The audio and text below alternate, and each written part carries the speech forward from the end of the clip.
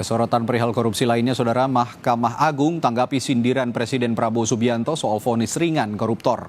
Juru bicara MA bilang, pernyataan Presiden adalah penegasan, bukan intervensi.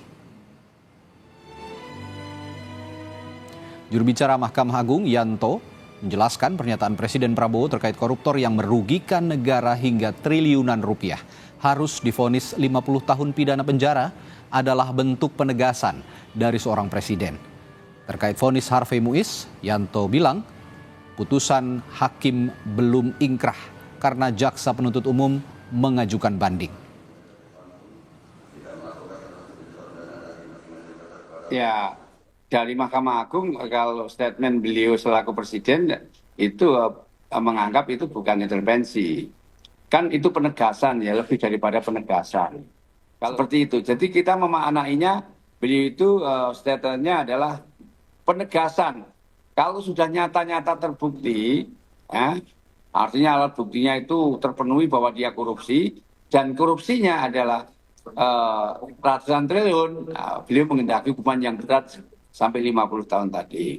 Cuman perlu dipahami bahwa putusan yang menjadi pro kontra tersebut sekarang dinyatakan dimintakan banding oleh jaksa penuntut umum sebagaimana ketentuan pasal 67 KUHP. Presiden Prabowo Subianto menyentil hakim yang menjatuhi vonis ringan koruptor. Prabowo bilang koruptor yang merugikan negara ratusan triliun harusnya divonis 50 tahun penjara. Kalau sudah jelas melanggar, jelas mengakibatkan kerugian triliunan, ya semua unsurlah. Terutama juga hakim-hakim, ya vonisnya jangan terlalu ringan lah.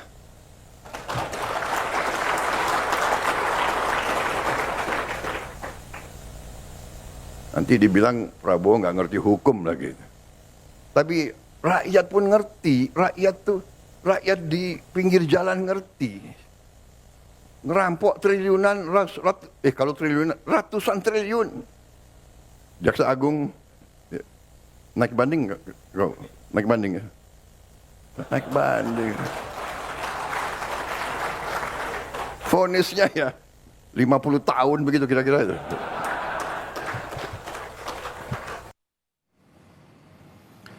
Kepala Pusat Penerangan Hukum Kejagung Harley Siregar bilang pihaknya kini tengah menyusun memori banding atas vonis Harvey Muiz. Harley juga membantah bukti penuntutan Harvey lemah.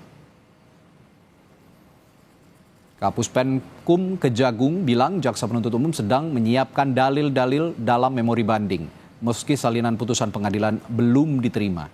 Soal tuntutan jaksa yang dianggap lemah, Harley bilang bukti yang diajukan sudah linear dengan tuntutan, tetapi ada subjektivitas hakim dalam memutuskan perkara.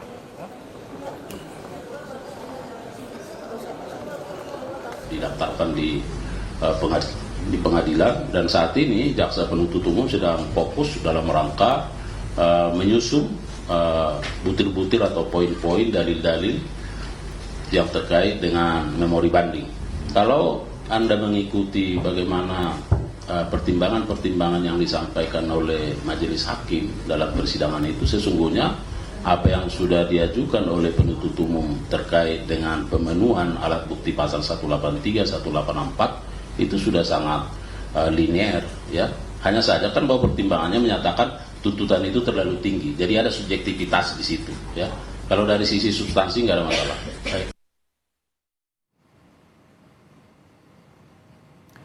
Kasus korupsi timah belakangan ini menjadi sorotan karena menyebabkan kerugian negara sebesar 300 triliun rupiah, termasuk kerusakan lingkungan. Angka ini menempatkan kasus timah menjadi kasus korupsi dengan kerugian negara terbesar di Indonesia.